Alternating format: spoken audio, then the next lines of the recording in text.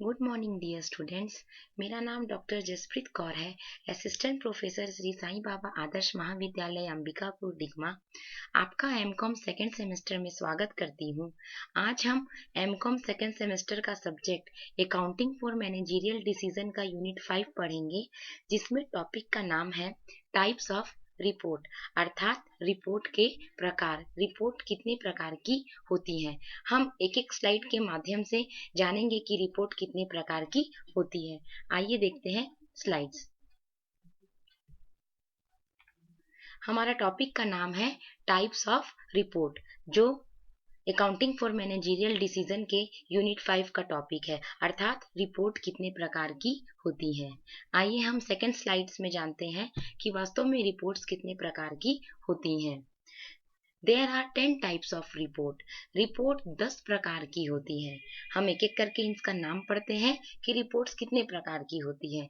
Number 1 control report, number 2 information report, number 3 trend report, number 4 analytical report, number 5 activity report, number 6 single activity report, number 7 joint activity report, number 8 financial report, number 9 report for external use and number 10 report for internal use.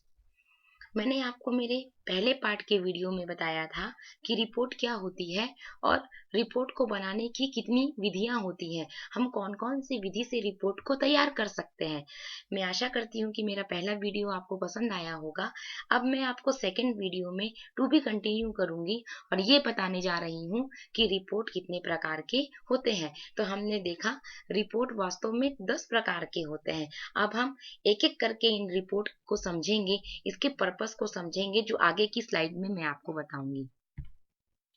मेरी next slide में सबसे पहले जो मैंने आपको describe किया है वो है नंबर 1 कंट्रोल रिपोर्ट, जिसे हिंदी में हम कहते हैं नियंत्रण रिपोर्ट। नाम से ही स्पष्ट होता है कि ऐसी रिपोर्ट जो वास्तव में नियंत्रण करने के लिए बनाई जाती है। नियंत्रण रिपोर्ट, इसके बारे में मैं आपको सबसे पहले इसका मीनिंग बताना चाहूंगी कि नियंत्रण रिपोर्ट क्या होती है। ऐसी रिपोर्ट जो संस्था के संचालन पर नियंत्रण करने हेतु तैयार की जाती है, वही रिपोर्ट कहलाती है नियंत्रण रिपोर्ट। यह रिपोर्ट वास्तव में संस्था के संचालन पर संपूर्ण नियंत्रण करती है। इसे नियंत्रण करने के आधार पर ही बनाया जाता है, वह रिपोर्ट कहलाती है कंट्रोल रिपोर्ट्स। कंट्रोल रिपोर्ट्स को हमने दो पार्ट में विभाजित किया है, इसे 2 पार्ट्स में डिवाइड किया गया है। नंबर ए जो इसका पार्ट है वो है करंट कंट्रोल रिपोर्ट, जिसे हिंदी में हम कह सकते हैं चालू नियंत्रण रिपोर्ट। इसके बारे में मैं आपको बताना चाहूंगी कि करंट कंट्रोल रिपोर्ट्स क्या होता है। कारखाने में संचालित होने वाली प्रमापित क्रिया व वास्तविक क्रियाओं में अंतर पाए जाने पर व इसकी सूचना प्रबंधक को प्रदान करने हेतु, ताकि प्रबंधक इस पर नियंत्रण पा सके, जो रिपोर्ट तैयार की जाती है वो चालू नियंत्रण रिपोर्ट कहलाती है। वास्तव में कभी कभी स्टैंडर्ड एक्टिविटी और एक्चुअल एक्टिविटी के बीच में अंतर होता है, और ये अंतर जब रिपोर्ट तैयार करने वाले को मिल जाता है तो वो इस अंतर को अपने प्रबंधक को बताना चाहता है, और अपने प्रबंधक को बताने के लिए वो जो रिपोर्ट तैयार करता है वो रिपोर्ट कहलाती है चालू नियंत्रण रिपोर्ट। अब हम इसका उद्देश्य पढ़ते हैं कि वास्तव में इस रिपोर्ट के क्या पर्पस है। इस रिपोर्ट का पहला पर्पस है कि स्टैंडर्ड एक्टिविटी और एक्चुअल एक्टिविटी के बीच के अंतर का पता लगाना, कि वास्तव में स्टैंडर्ड और एक्चुअल के बीच में क्या अंतर है। नंबर 2 इस अंतर की जानकारी अपने प्रबंधक को प्रदान करना, और नंबर 3 प्रबंधक का इस अंतर पर नियंत्रण होना। इस अंतर को प्रबंधक को इसलिए बताया जाता है ताकि प्रबंधक का इस अंतर पर तुरंत नियंत्रण हो सके। तो ऐसी रिपोर्ट जो नियंत्रण करने हेतु बनाई जाती है, संस्था के संचालन पर करंट कंट्रोल रिपोर्ट्स कहलाती है। इसका नंबर बी पार्ट है समरी कंट्रोल रिपोर्ट्स, अर्थात सारांश नियंत्रण रिपोर्ट। सबसे पहले हम इसका मीनिंग जानेंगे कि ये क्या होता है। एक निश्चित अवधि में स्टैंडर्ड वेरिएंस का लाभ पर क्या प्रभाव पड़ता है, अर्थात इसकी जानकारी संक्षिप्त रूप में प्रबंधक को देने के लिए जो रिपोर्ट तैयार की जाती है वो कहलाती है सारांश नियंत्रण रिपोर्ट। इसके भी पर्पस होते हैं, जिसमें नंबर 1 पर्पस है स्टैंडर्ड वेरिएंस का लाभ पर पड़ने वाले प्रभाव का पता लगाना, पता लगाने के बाद एक संक्षिप्त रिपोर्ट तैयार करना और इस रिपोर्ट को अपने प्रबंधक के सम्मुख प्रस्तुत करना। ये दोनों ही टाइप्स कंट्रोल रिपोर्ट्स पर आते हैं ताकि संस्थाओं की क्रियाओं पर कंट्रोल किया जा सके। अब हम नेक्स्ट स्लाइड में नंबर 2 पढ़ेंगे। नंबर 2 में आती है हमारी इंफॉर्मेशन रिपोर्ट, जिसे हम सूचना रिपोर्ट भी कहते हैं। अब हम सबसे पहले इसका मीनिंग जानेंगे। इसका क्षेत्र नियंत्रण रिपोर्ट की तुलना में अधिक व्यापक होता है। चूंकि नियंत्रण रिपोर्ट तो संस्था के संचालन पर नियंत्रण करने के लिए तैयार की जाती है, जबकि सूचना रिपोर्ट संचालन रिपोर्ट में से तथ्यों को अलग करना, सरल व स्पष्ट रूप में प्रस्तुत करना व व्यवसाय की योजना एवं नीति पर महत्वपूर्ण प्रकाश डालना होता है। इस रिपोर्ट को तैयार करने के लिए अधिक परीक्षण एवं विश्लेषण की आवश्यकता होती है। नियंत्रण रिपोर्ट और सूचना रिपोर्ट में बहुत अंतर होता है। आइए हम इसके उद्देश्य के माध्यम से इस अंतर को जानते हैं। इसका सबसे नंबर 1 ऑब्जेक्टिव पर्पस या उद्देश्य होता है संचालन रिपोर्ट में से तथ्यों को अलग कर लेना। उसके बाद इन तथ्यों को सरल एवं स्पष्ट रूप में प्रस्तुत करना। तत्पश्चात व्यवसाय की योजना एवं नीति पर इन तथ्यों का क्या प्रभाव पड़ता है उस पर प्रकाश डालना। और इसका क्षेत्र उसकी तुलना में बहुत ज्यादा व्यापक होता है। क्योंकि नियंत्रण रिपोर्ट का क्षेत्र उतना अधिक व्यापक नहीं होता है, लेकिन इन सूचना रिपोर्ट का क्षेत्र उससे कहीं ज्यादा व्यापक होता है और इसमें अधिक परीक्षण और विश्लेषण की आवश्यकता पड़ती है, जबकि कंट्रोल रिपोर्ट में उतने ज्यादा विश्लेषण की आवश्यकता नहीं पड़ती है जितना कि सूचना रिपोर्ट तैयार करने में विश्लेषण की आवश्यकता पड़ती है। ये था हमारा इंफॉर्मेशन रिपोर्ट। नेक्स्ट स्लाइड में हम अगली रिपोर्ट को जानेंगे। अगला रिपोर्ट हमारा होता है ट्रेंड रिपोर्ट, जिसे हम प्रवृत्ति रिपोर्ट भी कहते हैं। सबसे पहले हम इसके मीनिंग को जानेंगे। इस प्रकार की जो रिपोर्ट होती है, इस प्रकार की रिपोर्ट में एक कार्य के परिणाम निकाले जाते हैं। यह परिणाम 2 या 2 से अधिक अवधि के निकाले जाते हैं। फिर इनकी तुलना की जाती है, जिसके द्वारा मात्रा में वृद्धि या कमी, वस्तु में परिवर्तन इत्यादि के संबंध में वास्तविक तथ्यों का ज्ञान होता है। तो यदि हम शॉर्ट रूप में जाने तो वास्तव में इसमें परिणाम निकाले जाते हैं जो एक अवधि के परिणाम नहीं होते हैं। ये 2 या 2 से 4 अवधि के परिणामों को निकाली जाती है व इन परिणामों के बीच की तुलना की जाती है और तुलना करने के बाद ही निष्कर्ष निकाले जाते हैं। ये कहलाती हैं हमारे ट्रेंड रिपोर्ट। ट्रेंड रिपोर्ट को 2 भागों में विभाजित किया गया है। There are 2 types of trend report. Number 1 आता है मास्टर ट्रेंड रिपोर्ट, अर्थात मास्टर प्रवृत्ति रिपोर्ट। सबसे पहले हम ये जानेंगे कि मास्टर ट्रेंड रिपोर्ट क्या होता है। मास्टर प्रवृत्ति रिपोर्ट जो होती है वह व्यवसाय के संबंध में हमेशा तैयार की जाती है। व्यवसाय के संबंध में तैयार किया गया यह लाभालाभ का विवरण होता है। इसमें 1 वर्ष के परिणामों की दूसरे वर्ष के परिणामों से हमेशा तुलना की जाती है।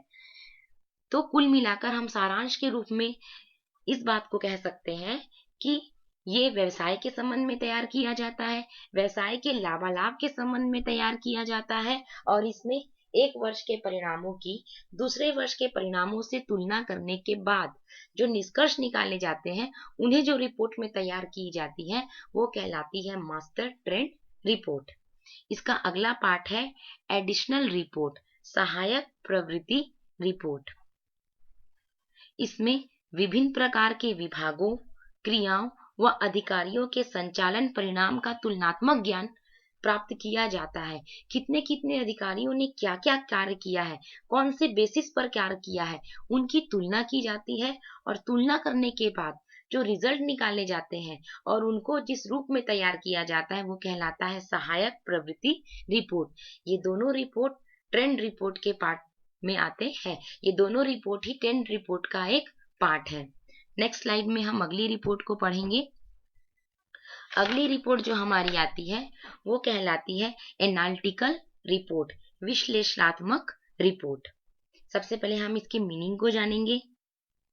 यह रिपोर्ट परिणामों की तुलना पर आधारित होती है। इस रिपोर्ट में एक ही अवधि के विभिन्न क्रियाओं के बीच तुलना की जाती है व इसका विवरण दिया जाता है। कुल मिलाकर इसमें एक ही अवधि के विभिन्न क्रियाएं की तुलना की जाती है और तुलना करने के बाद डिस्क्रिप्शन किया जाता है। संस्था को ट्रेंड रिपोर्ट के साथ साथ एनालिटिकल रिपोर्ट तैयार करना भी बहुत अधिक आवश्यक होता है। केवल यदि संस्था ये सोचे कि वो केवल ट्रेंड रिपोर्ट तैयार कर ले और ट्रेंड रिपोर्ट तैयार करके उसकी रिपोर्ट कंप्लीट हो जाएगी, तो वास्तव में ऐसा नहीं होता है। संस्था को ट्रेंड रिपोर्ट तैयार करने के साथ साथ एनालिटिकल रिपोर्ट भी तैयार करना जरूरी होता है, क्योंकि आंकड़ों को इकट्ठा कर लेने के बाद उसका विश्लेषण करना अति आवश्यक होता है। जब तक हम किसी भी चीज का विश्लेषण नहीं करेंगे तब तक हम वास्तविक रिजल्ट पर पहुंच नहीं पाते हैं। और इस रिपोर्ट में तो एक ही परिणामों की यह रिपोर्ट एनालिटिकल रिपोर्ट एक ही परिणामों की तुलना पर आधारित होता है। एक ही अवधि में कई प्रकार की क्रियाओं के बीच में तुलना की जाती है और तुलना करने के बाद विवरण प्रस्तुत किया जाता है और उसी विवरण को इस रिपोर्ट में प्रस्तुत किया जाता है। वही रिपोर्ट हमारी कहलाती है एनालिटिकल रिपोर्ट। और नेक्स्ट में हम आते हैं एक्टिविटी रिपोर्ट, जिसे हम हिंदी में कहते हैं कार्य रिपोर्ट। यह रिपोर्ट क्रियाओं के आधार पर आधारित होती है। यह केवल क्रियाओं के आधार पर ही आधारित नहीं होती है, यह प्रत्येक विभाग के आधार पर भी तैयार की जाती है। अलग अलग विभाग अपनी अलग अलग एक्टिविटी रिपोर्ट को तैयार करता है। हम जानते हैं कि एक जो संस्था होती है वो कई सारे विभागों में विभाजित होती है। हर एक विभाग अपनी एक्टिविटी की रिपोर्ट तैयार करता है। एक संस्था में यदि 5 विभाग हैं तो पांचों विभाग अपनी अलग अलग एक्टिविटी रिपोर्ट तैयार करेगा। हर एक व्यक्ति अपनी क्रियाओं की एक्टिविटी रिपोर्ट तैयार करेगा और रिपोर्ट तैयार करने के बाद उसकी समरी अपने प्रबंधक को प्रस्तुत करेगा, ताकि रिपोर्ट तैयार करने में यदि कोई भी गलती होती है तो उसे आसानी से समझा जा सके। हमारी जो एक्टिविटी रिपोर्ट होती है वो भी 2 पार्ट में डिवाइड होती है, सिंगल एक्टिविटी रिपोर्ट और joint activity report.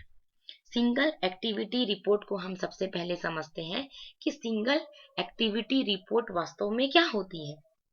Single activity report एक ऐसी रिपोर्ट जो केवल एक अधिकारी के निर्देशन के आधार पर तैयार की जाती है। वास्तव में जब हमारे ऊपर केवल किसी एक अधिकारी का नियंत्रण होता है या हम किसी एक अधिकारी के निर्देशन या डायरेक्शन पर काम करते हैं और जो रिपोर्ट किसी एक अधिकारी के डायरेक्शन पर तैयार की जाएगी, ऐसी रिपोर्ट कहलाती है हमारी सिंगल एक्टिविटी रिपोर्ट, जो केवल किसी एक अधिकारी के अंडर में रहकर हम तैयार करते हैं और उस रिपोर्ट को तैयार करने में वास्तव में कोई बहुत ज्यादा गलतियां नहीं होती हैं। ऐसी रिपोर्ट कहलाती है सिंगल एक्टिविटी रिपोर्ट। उसके बाद आती है joint activity report. Joint activity report को हम हिंदी में कहते हैं संयुक्त कार्य रिपोर्ट। आइए हम जानते हैं कि ज्वाइंट एक्टिविटी रिपोर्ट क्या होती है। ऐसी रिपोर्ट जो संयुक्त अधिकारी के निर्देशन के आधार पर तैयार की जाती है, संयुक्त कार्य रिपोर्ट कहलाती है। अब हम इसे और आसानी से समझ सकते हैं। जैसे मैंने आपको सिंगल में बताया था कि सिंगल में एक अधिकारी के निर्देशन पर तैयार की जाती है, यह उसका जस्ट अपोजिट है जो एक अधिकारी के निर्देशन पर तैयार नहीं की जा सकती है, जो 2 या 2 से अधिक अधिकारी के निर्देशन पर तैयार की जाती है। ऐसी रिपोर्ट हमारी कहलाती है ज्वाइंट एक्टिविटी रिपोर्ट, जिसमें किसी एक अधिकारी का निर्देशन नहीं होता है, इसमें एक से अधिक अधिकारी का निर्देशन होता है। ये दोनों ही रिपोर्ट अच्छी है, चाहे किसी एक अधिकारी के निर्देशन पर रिपोर्ट तैयार की जा सके, चाहे एक से अधिक अधिकारी के निर्देशन पर रिपोर्ट तैयार की जा सके। ये दोनों ही रिपोर्ट एक्टिविटी रिपोर्ट के अंतर्गत आती हैं। ये दोनों ही प्रत्येक विभाग के आधार पर तैयार की जा सकती हैं या प्रत्येक क्रियाओं के आधार पर ये रिपोर्ट तैयार की जाती हैं और अपने प्रबंधक के सम्मुख प्रस्तुत की जाती हैं। हम आगे रिपोर्ट के बारे में और भी जानकारी प्राप्त करेंगे। मैं आगे आपको रिपोर्ट के बारे में और भी बातें बताऊंगी, जो मेरी नेक्स्ट स्लाइड नंबर 3 पार्ट में मैं आपको बताऊंगी। Thank you.